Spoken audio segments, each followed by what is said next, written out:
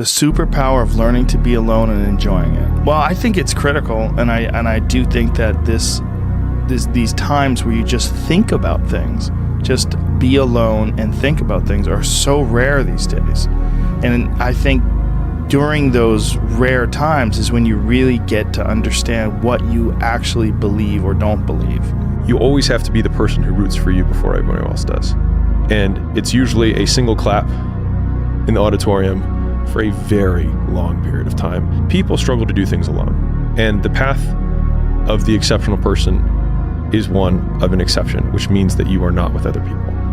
And rather than fighting that or bemoaning it, see it as an indicator that you're on the right path. Because if everyone else were cheering you on, then it means you're not in the right place, because it means you're just like everyone else, and that's not where you want to be. Nobody knows but you. You can't get advice on what you should do with your life, right? Nobody knows what you are. Like even sometimes you don't really even know what you are. You got to take your shot.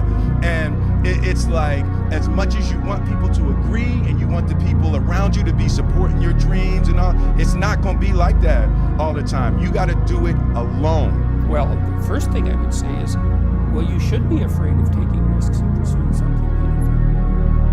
But you should be more afraid of staying where you are if it's making you miserable. Be the guy who embraces the ugly, the miserable.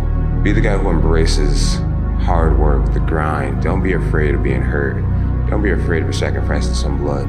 And then just breaking that down one step at a time and thinking, I don't deserve to be that man, but I can still do the things that can create it. And that also means that I have to go through the circumstances that would create that man, which means that if I have unbelievable big dreams and big goals, then I have to go through hard times. It's like hate. The hard times are a requisite for success. And so if you're going through hard times right now, it means that you're on the path to success, and it's not that you're on the wrong path, it's the feeling of being on the right path. You still got work to do. Stay on that basketball court. Stay on that football field.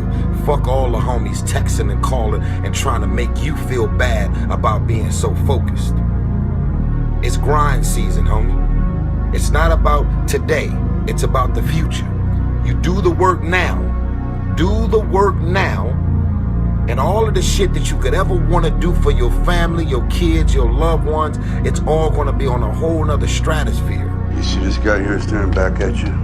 Yeah? That's your toughest opponent.